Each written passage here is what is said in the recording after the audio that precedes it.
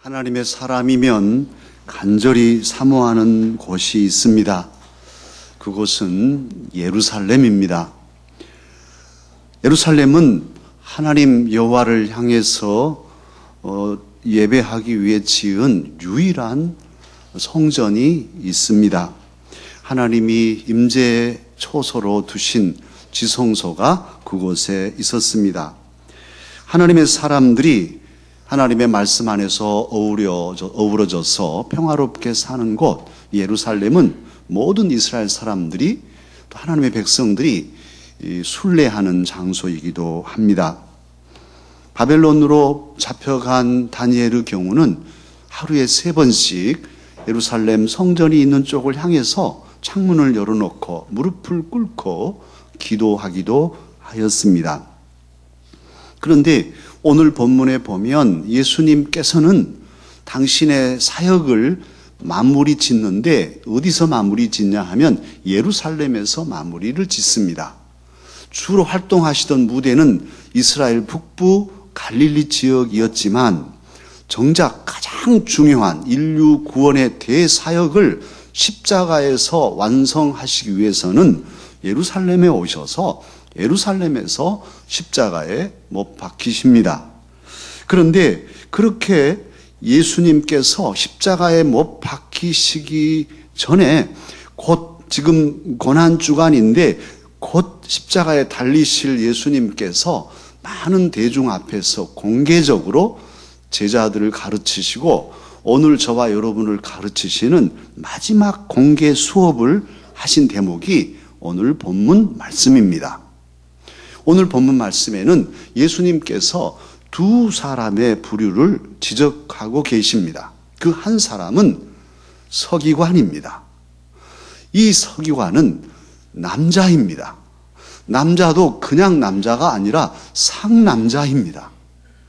교양이 있고 아주 자신을 잘 가꾸고 품위가 있는 사람입니다. 그는 술이 달린 멋진 긴 옷을 입고 있습니다. 걸음걸이도 아주 점잖고 경건한 걸음걸이를 걷고 다니는 사람입니다.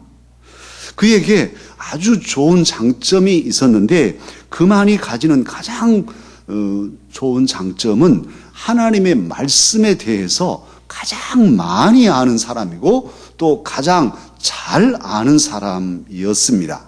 바로 이 서기관들 율법사라고도 하고 랍비라고 하는 이 사람들이 율법을 연구하고 또 그 율법을 해석하며 그 율법을 필사하고 그 율법을 백성들에게 가르쳤습니다. 이스라엘 백성들은 율법에 준해서 살아가기 때문에 그 재판이 소송거리가 생기면 율법을 잘 아는 사람이 판결을 해줘야 돼요.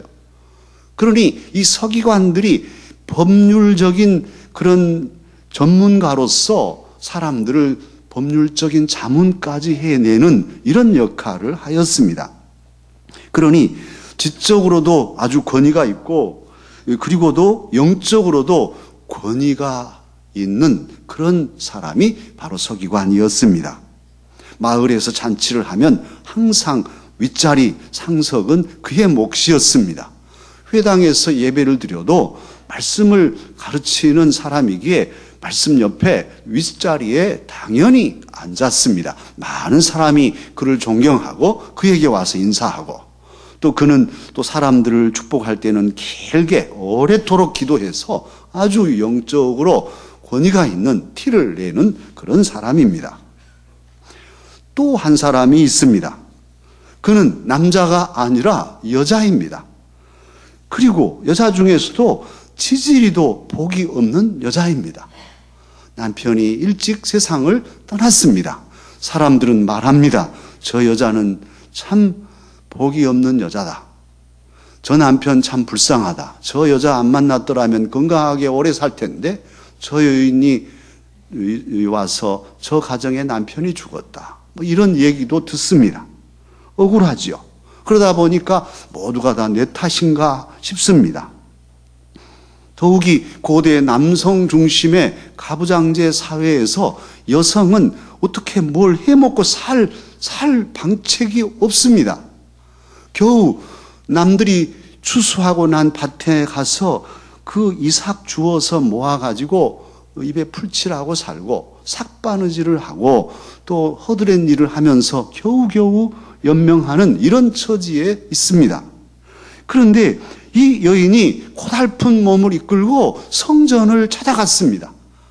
성전에 예배드리러 갔는데 성전에는 또 남자와 달리 성소 가까이 나아갈 수 없습니다. 왜냐하면 여인들은 뜰이 있어서 여인의 뜰, 그 다음에 남자의 뜰 다 이렇게 층층이 또 계급처럼 돼 있어서 성전 가까이 갈 수가 없어요. 그래도 여인의 뜰이라도 와서 예배 드릴 수 있음이 감사여서 이 여인은 기도하고 있습니다. 그런데 많은 사람들이 헌금을 합니다. 여인의 뜰에 회랑이 있는데 그 회랑에 헌금함들이 놓여 있었어요. 그래서 사람들이 헌금을 하는데 여인은 어떤가?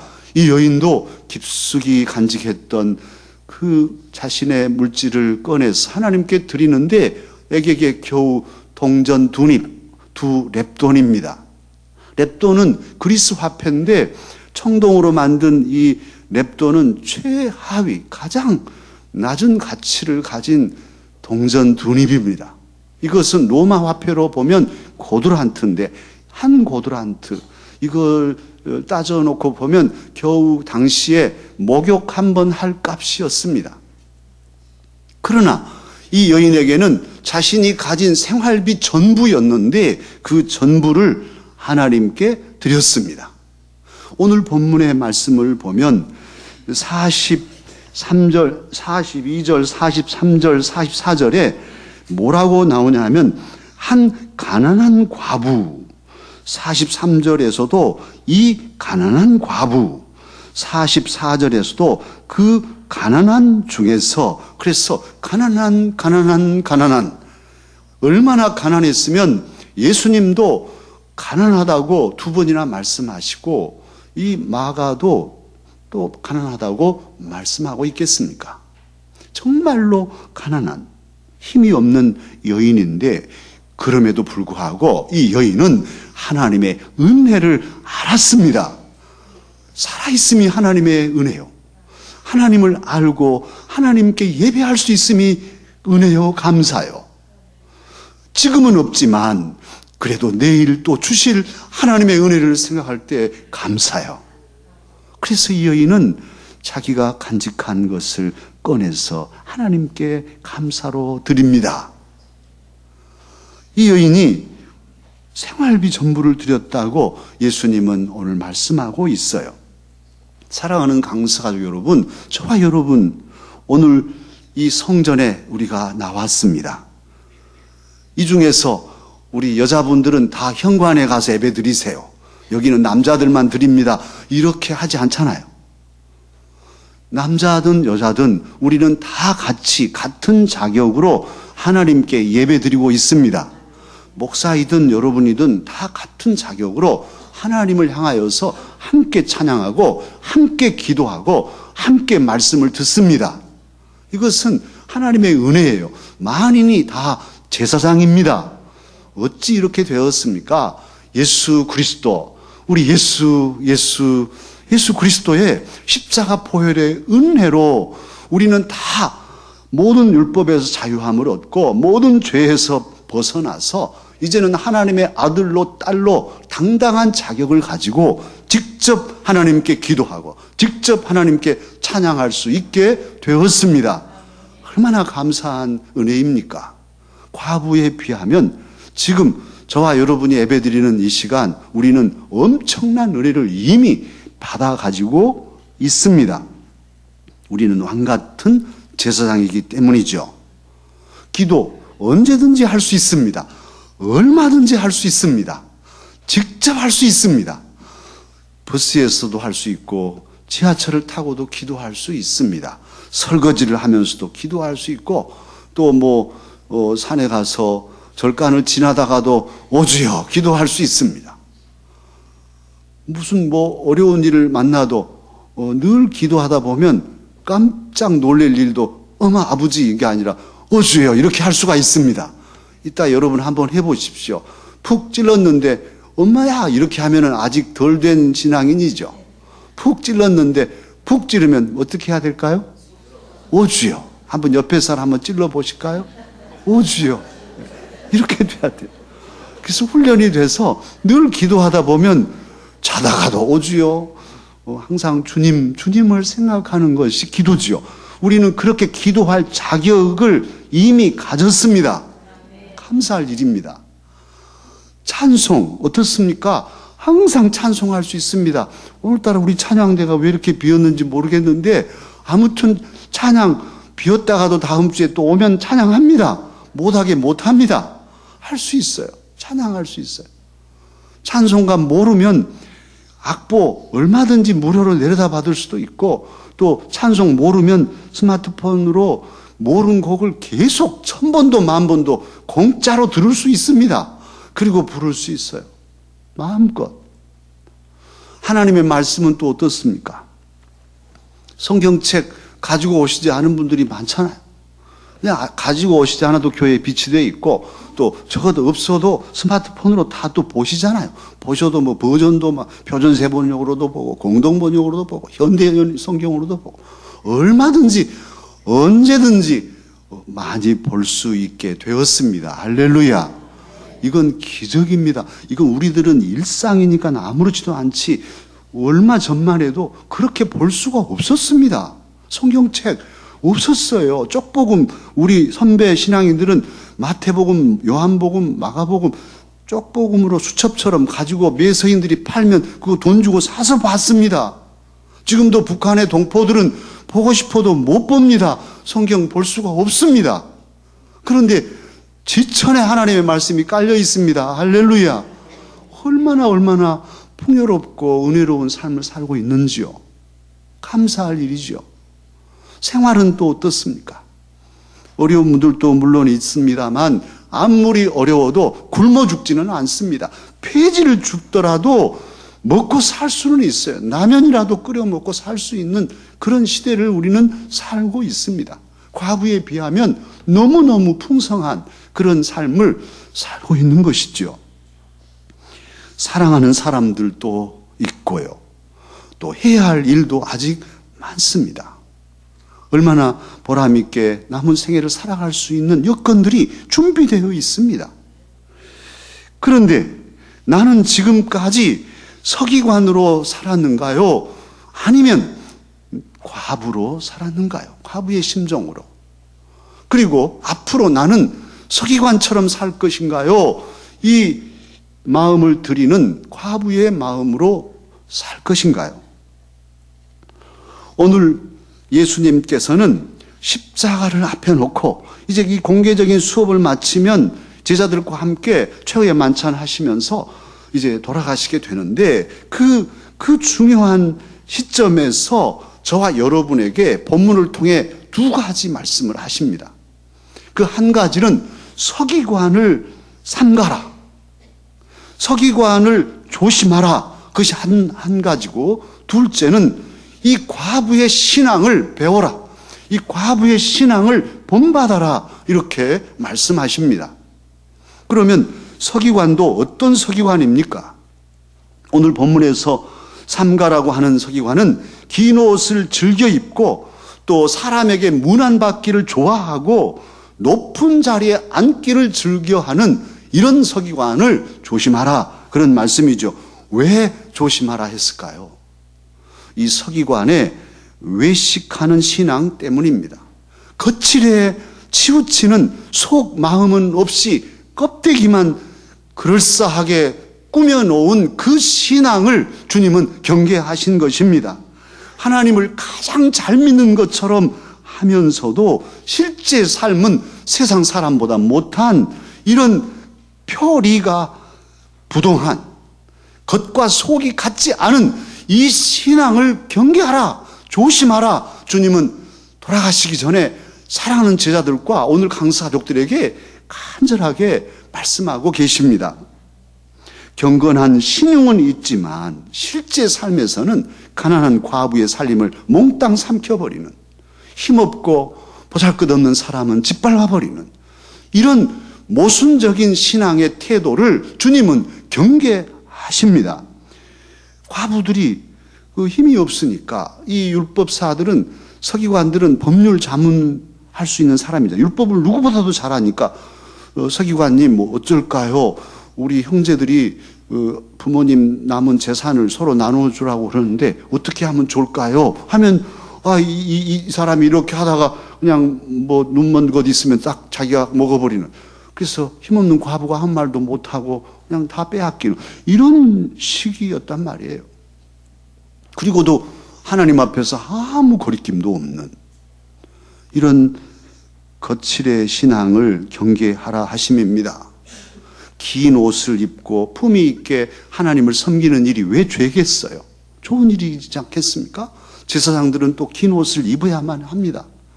그런데 그것을 주님이 경계하신 것은 그 의도지요. 그렇게 거칠애를 하려고 하는 의도는 하나님을 잘 섬기려는 마음은 없이 자기 자신만 잘 보이려고 하는 그 외식을 주님은 역겨워하시고 경계하심이죠.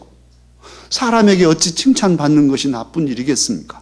여러 사람들에게 인정받고 참 그분 훌륭해, 좋은 분이야, 이렇게 존경받는 것은 아름다운 일이죠. 그런데 왜 주님은 경계하실까요?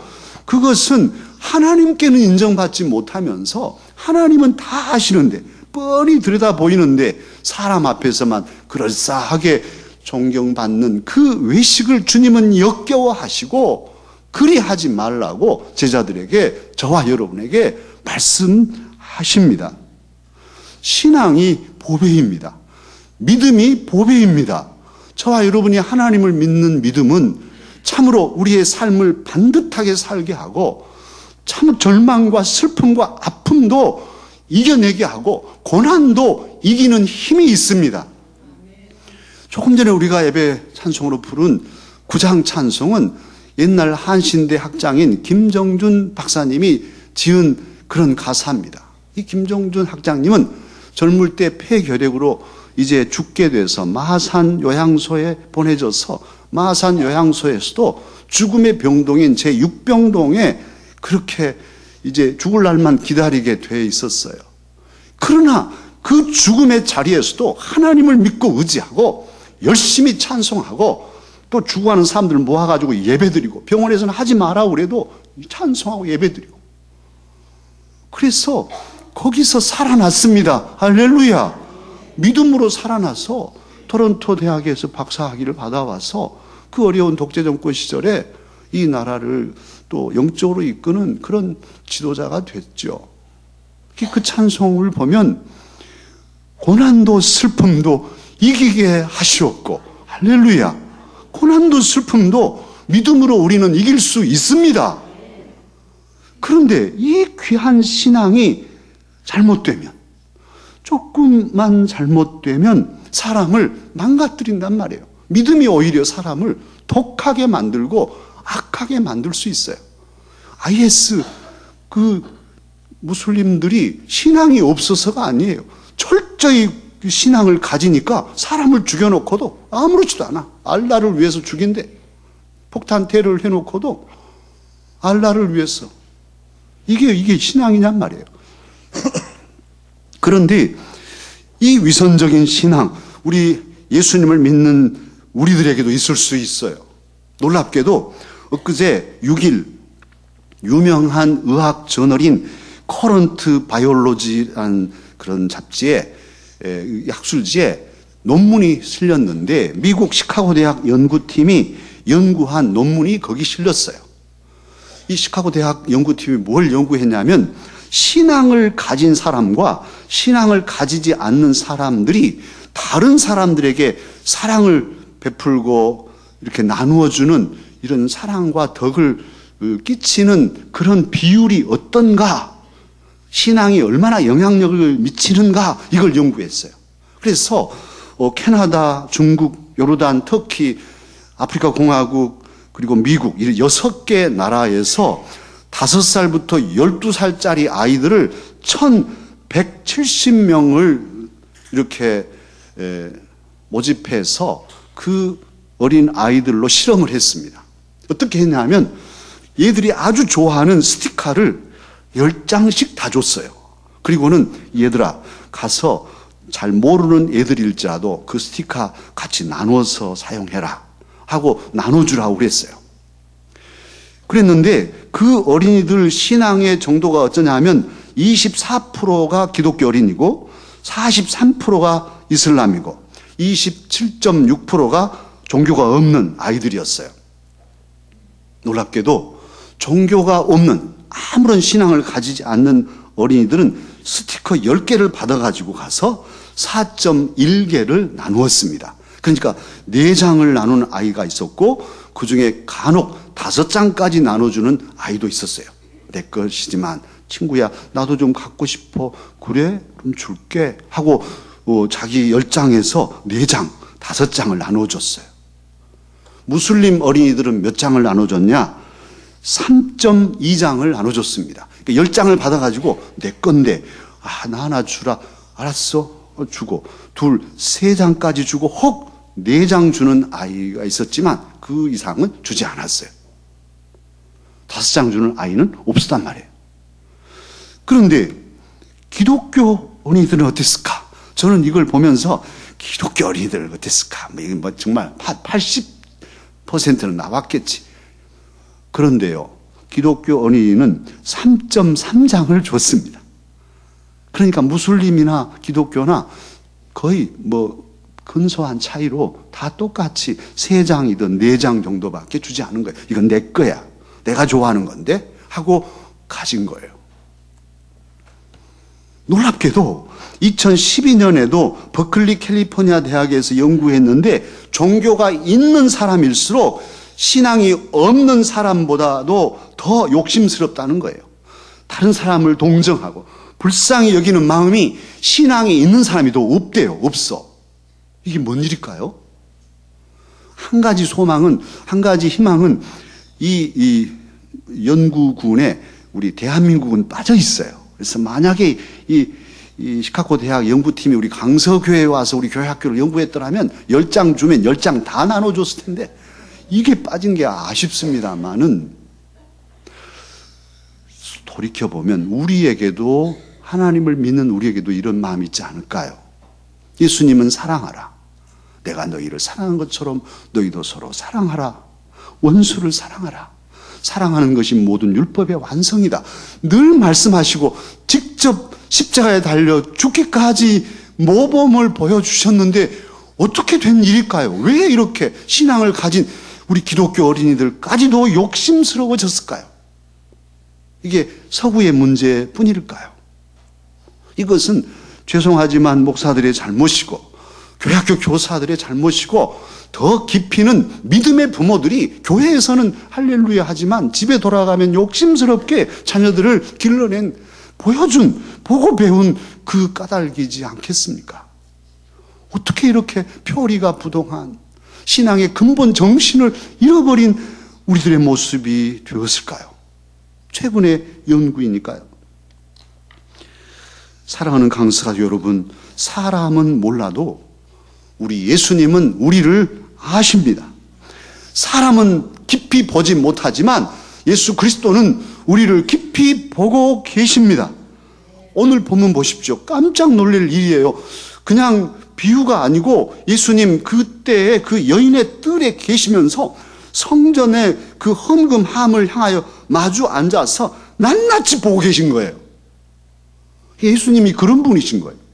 하나님 아버지 위대하시지만 그 하나님은 우리의 머리카락 하나까지도 낱낱이 헤아리시는 분이 하나님이십니다.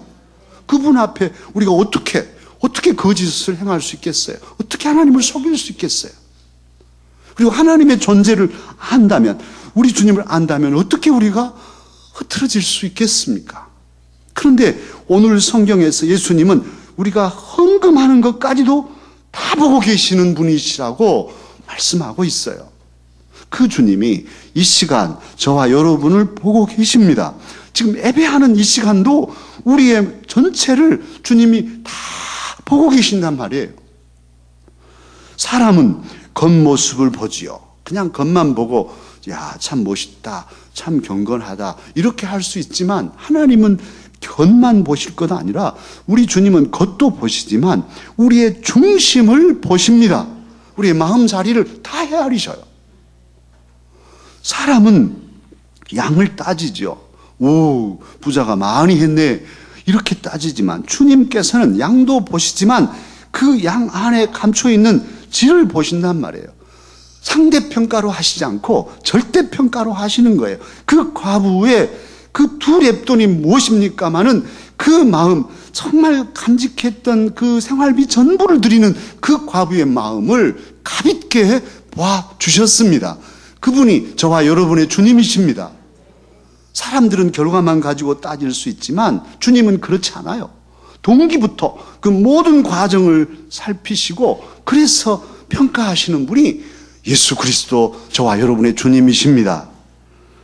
바로 그분 앞에 이 시간 우리 모두 점검해 보십시다. 저를 비롯해서 우리 모두 바로 그렇게 낱낱이 우리의 중심까지 헤아리시는 예수님 앞에서 나의 지난 삶은 서기관적일까요? 아니면 과부 같은 마음으로 주님을 섬긴 삶일까요?